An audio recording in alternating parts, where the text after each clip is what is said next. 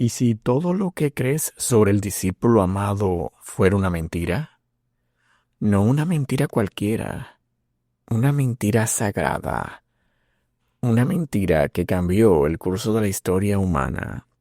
Juan Zebedeo, el más joven, el más cercano, el más engreído, el que Jesús eligió no por amor, sino por cálculo, porque sabía que viviría más que todos. Pero luego, él mismo torció las palabras del Maestro. ¿Fue profecía o fue solo una frase malentendida y luego conveniente?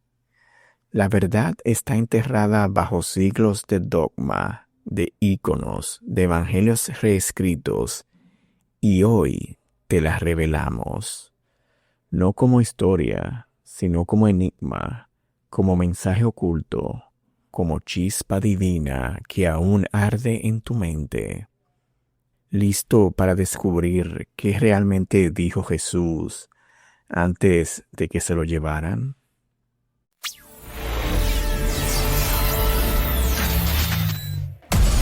Si tienes esperanza, si confías, todo lo puedes. Hola y bienvenidos a nuestro canal Mundo Caballo de Troya. En los márgenes del tiempo, donde la historia se desvanece y la verdad se esconde entre líneas, hay un nombre que resuena como un eco distorsionado: Juan Zebedeo. No el santo, no el apóstol, no el discípulo amado de los altares, sino el hombre, el joven, el vanidoso, el que escribió, pero no contó todo, el que omitió, porque su orgullo no podía soportar la verdad. Jasón, el piloto de la USAF en Caballo de Troya, lo vio, lo registró, lo descifró, y lo que descubrió no es un relato, es un desgarro en la tela de la fe. Cuando Jesús caminaba por Galilea, cuando sus pies tocaban el polvo de tierras santas, no elegía a sus discípulos por devoción, sino por estrategia. Y Juan Zebedeo era el más joven, el único que por lógica humana sobreviviría al resto.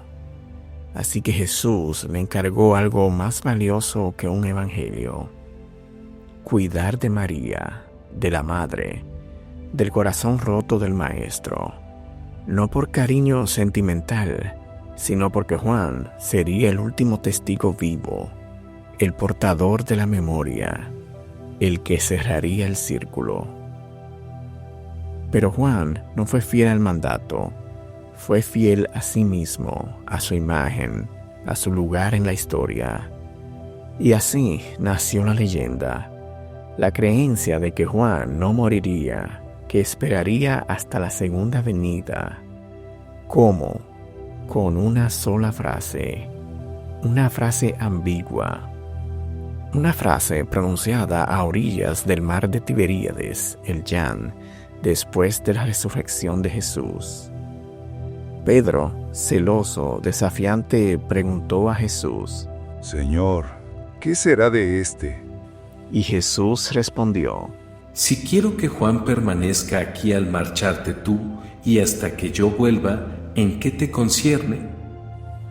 Una pregunta, una provocación, una clave. Pero Pedro la interpretó como promesa, y Juan no lo corrigió. Más bien la alimentó, la dejó crecer, la convirtió en dogma. Porque Juan era soberbio, engreído, orgulloso, amaba a Jesús, pero también amaba ser el preferido. Y así, en su evangelio, el más tardío, el más elaborado, omitió lo incómodo, lo que lastimaba su imagen, lo que mostraba a los apóstoles como hombres, no como santos. ¿Recuerdas la última cena?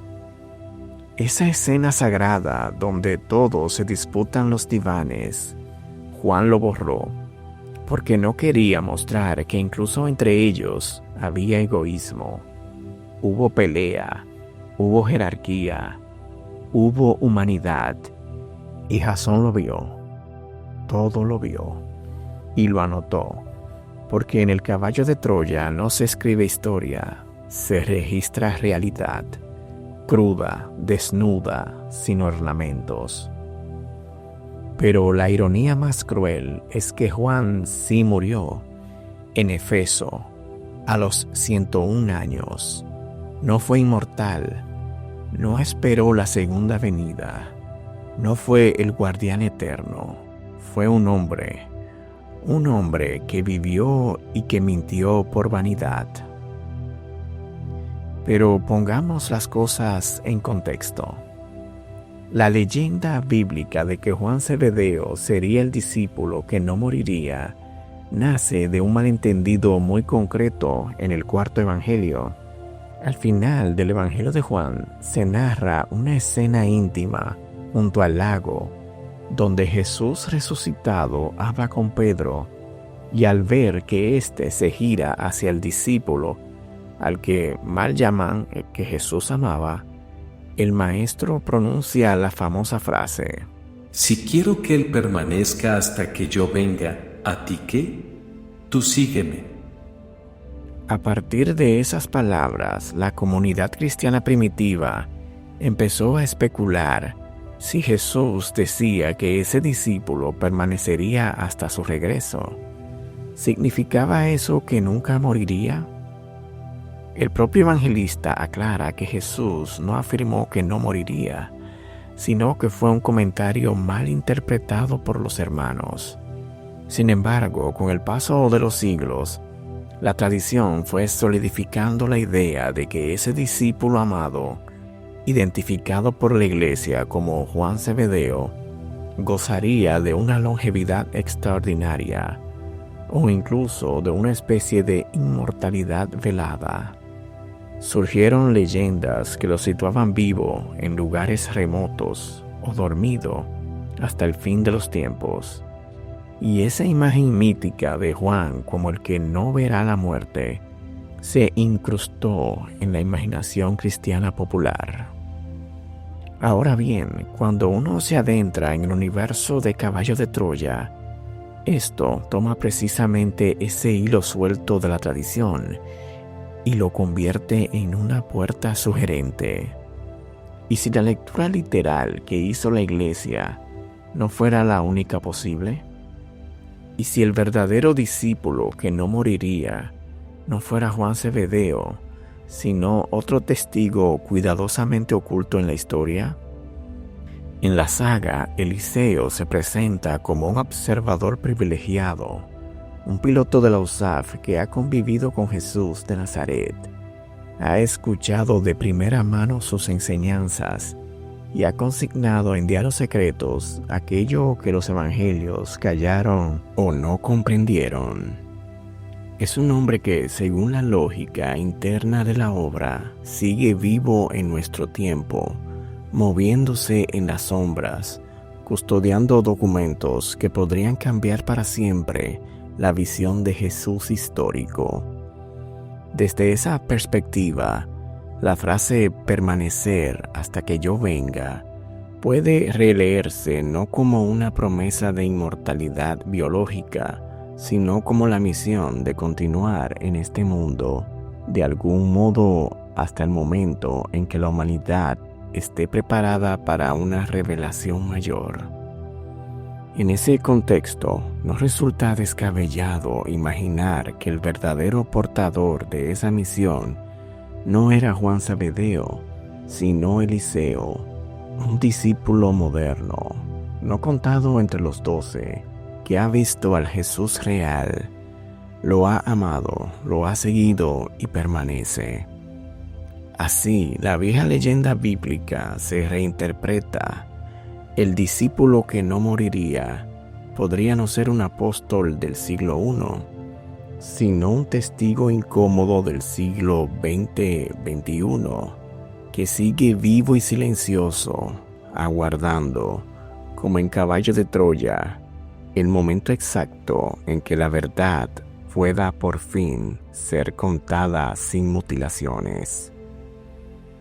Muchos de los discípulos de Jesús estaban ciegos ante el reino espiritual, obsesionados con el Mesías político, con el guerrero que liberaría a Israel, con el rey que tomaría el trono, y así omitieron las apariciones a los gentiles, a las mujeres, a quienes no eran judíos, a quienes no encajaban en el guión. Y Juan fue parte de eso. Fue parte de la facción que transformó el mensaje, que lo envolvió en aureolas, en milagros, en resurrecciones físicas, para hacer de Jesús un ídolo y no un maestro. Y mira, el ejemplo más claro, las bodas de Caná, el primer milagro, el vino convertido en agua. ¿Qué dice el Evangelio de Juan? Que Jesús ordenó a los sirvientes, que fue Él quien dio la instrucción. Pero Jasón lo vio y lo anotó. Jesús se ausentó, no dio órdenes, no intervino. Fue María quien tomó la iniciativa, y Jesús la regañó, porque no quería que se hiciera público, porque no quería ser el Mesías que todos esperaban. Pero Juan lo borró. Inventó la escena, la embelleció, la hizo sagrada. 12 errores, 12 falsedades, 12 manipulaciones en un solo relato. Y así Juan Zebedeo, el mal llamado discípulo amado, se convirtió en el arquitecto de una religión que Jesús nunca quiso. Una religión centrada en Él, no en el mensaje, en su figura, no en su verdad, en su muerte, no en su vida, en su resurrección, no en sus enseñanzas.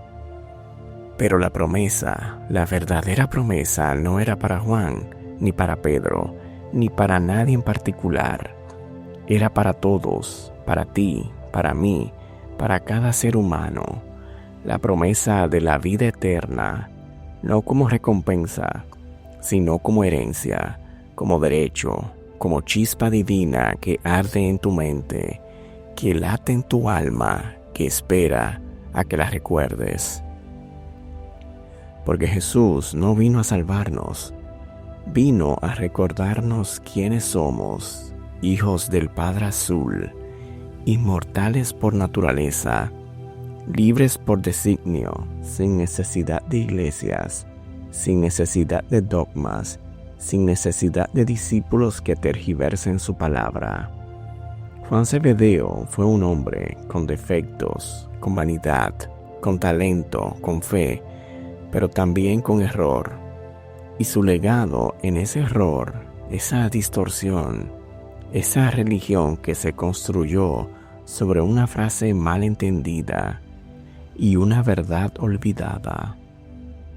Pero tú puedes recuperarla, porque la chispa sigue ahí, dormida, esperando, lista para despertar. ¿La sentirás? La verdad no está en los libros, está en ti, como una chispa, como una Nitzutz, como el Padre Azul, que nunca te abandonó, solo te olvidaste de Él.